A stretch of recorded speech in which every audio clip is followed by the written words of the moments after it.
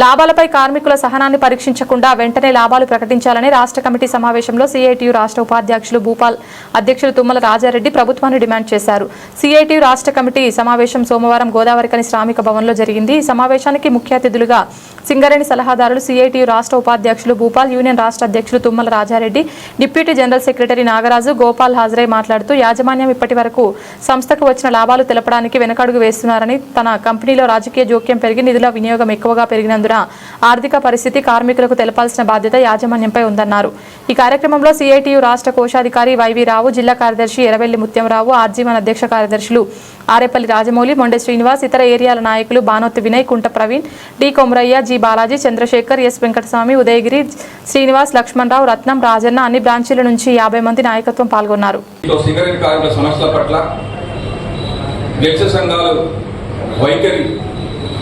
కార్మికులకు ఏమాత్రం అనుకూలంగా లేదు, వాగ్దానాలకే పరిమితమైనరు. కంపెనీలు వేసారు, ఆ కంపెనీ ఇప్పటివరకు అవి రూపకల్పన లేదు. దాదాపు సంవత్సరం దాటినా ఏ ఒక్క సమస్య కూడా పరిష్కరించబడలేదు. యాజమాన్యం ఏం చెప్తే దానికి తలూపి ఇలా ఏఐటి సంఘం కానీ ఐఐటి కానీ ఒప్పుతా ఉన్నారు. ప్రభుత్వ యాజమాన్యానికి బాగా పెరిగింది. ఇప్పటి వరకు సింగరేణి లాభాలు ప్రకటించలేదు. లాభాలు ప్రకటించి దాంట్లో కార్మికుల పర్సంటేజ్ కూడా ఖచ్చితంగా 35% అని చెప్పి సీఐగా డిమాండ్ చేస్తా ఉన్నాం. మరి సింగరేణిలో అన్ని పనులు యథావిధిగా జరుగుతున్నప్పుడు సింగరేణిలో రావాల్సిన లాభాల వాటా ఎందుకు ప్రకటించలేదు, దానికి ఎందుకు సాత్సారం చేస్తున్నారో ఏఐటి నాయకత్వం చెప్పాలి. అట్లాగే ఈ మధ్యలో ట్రాన్స్ఫర్ల పైన ఒక సర్క్యులర్ వచ్చింది.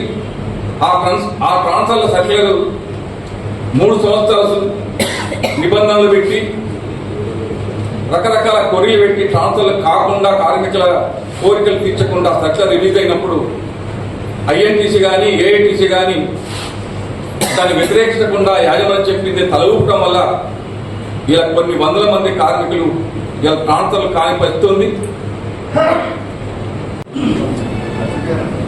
అందరికీ నమస్కారం. ఈరోజు గోదావరికని పట్టణంలో సింగరేణి కార్మిక ఎంప్లాయీస్ యూనియన్ రాష్ట్ర సమావేశం జరుగుతూ ఉంది. ఈ సందర్భంగా రాష్ట్ర వ్యాప్తంగా కార్మికులు ఎదుర్కొంటున్న సమస్యలతో పాటు సింగరేణి కార్మికుల యొక్క సమస్యలపైన భవిష్యత్తులో సిఐటిగా చేయబోయేటువంటి పోరాటాన్ని చర్చించి కొన్ని కర్తవ్యాలు తీసుకోవాలని చెప్పేసి నిర్ణయం తీసుకుంటా ఉన్నాం. మనందరికీ తెలుసు, తెలంగాణ రాష్ట్రంలోని మొత్తం కార్మిక వర్గం కూడా మన జూలై 9వ తేదీన జరిగిన అఖిల భారత సమ్మెలో పెద్ద ఎత్తున స్పందించారు. సుమారు 16 లక్షల మంది కార్మికులు ఒకరోజు సమ్మెలో పాల్గొన్నటువంటి చరిత్ర ఉంది. సిఐటిగానే కొన్ని లక్షల మంది కార్మికుల్ని సమీకరించి ఆ రోజు పెద్ద ఎత్తున ప్రదర్శనలు, ధర్నా కార్యక్రమాలు చేశాం. ఎందుకంటే కేంద్ర ప్రభుత్వ విధానాలకు వ్యతిరేకంగా జరిగిన సమ్మెలో రాష్ట్ర స్థాయిలో సమస్యలను కూడా కొన్ని జోడించే రకంగా ముందుకు పోవడం జరిగింది. ముఖ్యంగా తెలంగాణ రాష్ట్ర ప్రభుత్వం ఏర్పడిన తర్వాత, కాంగ్రెస్ ప్రభుత్వం అధికారంలోకి వచ్చిన తర్వాత ముఖ్యంగా కనీస వేతనాల సమస్య ఈ రోజు వరకు పరిష్కారం కాలేదు. 73 షెడ్యూల్ ఎంప్లాయ్మెంట్స్ లో కనీస వేతనాలు సవరించకపోవడం వల్ల 1,20 లక్షల మంది కార్మికులు తీవ్ర ఇబ్బందులు ఎదుర్కొంటా ఉన్నారు. కాంగ్రెస్ ప్రభుత్వం మరీ కాలయాపన చేస్తూ మళ్లీ ఇప్పుడుగా బట్టి విక్రమార్క గారి నాయకత్వంలో ఒక కేబినెట్ సబ్ కమిటీ వేసి మరింత నాంచివేత ధోరణితో ఈరోజు ఉన్నారు.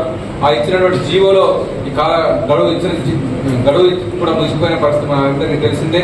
కాబట్టి కనీస వేతనాలు వెంటనే సవరించాలి, కనీస వేతనం 26,000 చేయాలని చెప్పి సిఐటిగా మేము డిమాండ్ చేస్తా ఉన్నాం. అదే రకంగా సింగరేణి కార్మికులుగా పనిచేసేటువంటి ఎంప్లాయీస్, అది రెగ్యులర్ ఎంప్లాయీస్ కానీ కాంట్రాక్ట్ ఎంప్లాయీస్ కానీ అనేక రకాల సమస్యలతో బాధపడుతూ ఉన్నారు. ముఖ్యంగా కాంట్రాక్ట్ ఎంప్లాయీస్ యొక్క కనీస వేతనాలు ఇక్కడ అమలు కాని పరిస్థితి మనం చూస్తూ ఉన్నాం. అలాగే పర్మనెంట్ ఎంప్లాయీస్ సంబంధించినటువంటి అనేక రకాల సమస్యలు, అవన్నీ వాటిని కూడా చర్చించి కొన్ని పోరాటాలు చేయాలని చెప్పేసి అనుకుంటా ఉన్నాం. రాష్ట్ర ప్రభుత్వం కూడా కార్మిక వ్యతిరేక వైఖరిని విడనాడాలని చెప్పేసి, అలాగే మొత్తం అన్ని రకాల కార్మికుల యొక్క సమస్యలు పరిష్కారం చేయాలని చెప్పి సందర్భంగా కోరుకుంటూ, ఈ ఆగస్టు నెలలో రాష్ట్ర వ్యాప్తంగా కార్మికులు ఎదుర్కొనే సమస్యలపైన, స్థానిక సమస్యలపైన పెద్ద ఎత్తున 31వ తేదీ వరకు క్యాంపెయిన్ చేస్తా ఉన్నాం. చివరిగా వచ్చినటువంటి అన్ని సమస్యల్ని జోడించుకొని అన్ని జిల్లాల్లో ఒక రిప్రజెంటేషన్ తయారు చేసుకొని ఆగస్టు 29వ తేదీ నాడు రాష్ట్ర వ్యాప్తంగా అన్ని జిల్లా కలెక్టరేట్ల ముందు పెద్ద ఎత్తున దిగ్బంధన కార్యక్రమాలు కూడా సిఐ జరగబోతా ఉన్నాయి. అందులో అందరూ కూడా భాగస్వామి